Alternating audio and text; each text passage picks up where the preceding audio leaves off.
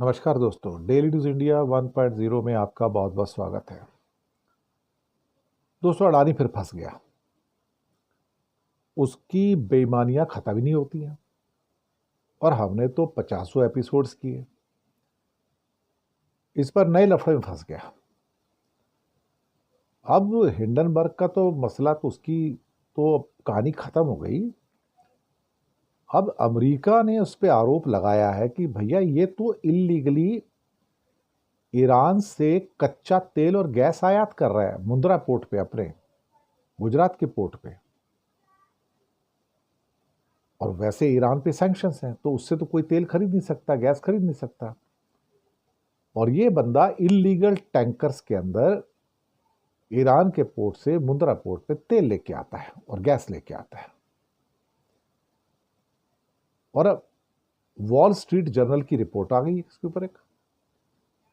अब सुनने में आया कि अमेरिका ने इन्वेस्टिगेशन स्टार्ट कर दिया इसका और पूछताछ कर रही है कि भैया तुम ईरान से तेल मंगा रहे हो, गैस मंगा रहे हो तुम तो, और वो भी मुंद्रा पोर्ट पे, तुम्हारा अपना पोर्ट है। अब ये बात तो जब निकली तो बड़ी हो गई। और खास तौर से मुंद्रा पोर्ट और फारस की खाड़ी के बीच में जो टैंकर्स हैं, फारस की खाड़ी से होकर तो सारे टैंकर आते हैं जो कतर से, बहरीन से, यूएई से, सऊदी से, कुवैत से, इराक से। वो जो बंदर अब्बास के नीचे फारस की खाड़ी है, स्ट्रेट ऑफ हॉर्मस जो है, वहां से जहाज आते हैं इसके। और वो तो ईरान से तेल लेके आ रहे हैं भाई, ईरान से गैस लेके आ रहे हैं।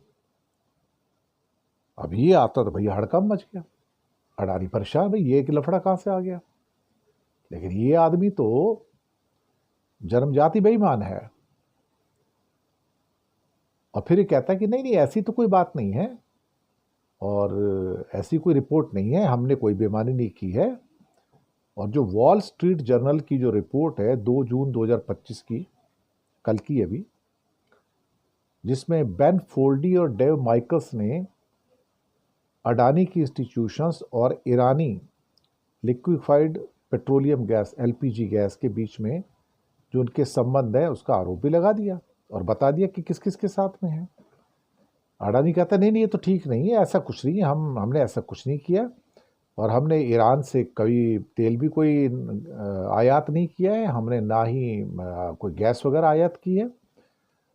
और पर एक बात तो पक्की है कि कुछ तो हुआ है अल्टीमेटली, ऐसा तो हो नहीं सकता। कुछ तो हुआ है यहाँ पर और बड़ा भी हुआ है, हो भी सकता है। लेकिन हिंडनबर्ग के बाद अडानी फिर से एक बार घेरे में आ गया साहब यहाँ पर, तो कि भैया तो गया काम से। अब मुझे ऐसा लगता है कि बेईमानियां तो करता है और ये आदमी बीच में तेल अगर लाया भी होगा तो भाई इस बेईमानी से भी इनकार तो किया नहीं जा सकता, मैं आपको बताऊं।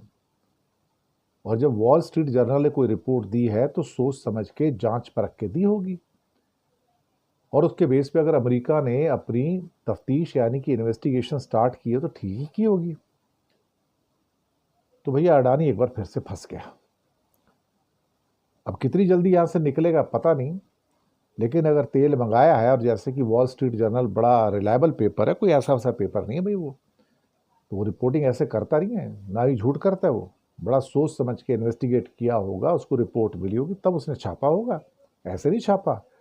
और उसके बाद सबूत भी होंगे, ये तो पक्की बात है। तो अडानी अडानी फंसता हुआ नजर आ रहा है अब तो पक्की स्पीड से। नमस्कार।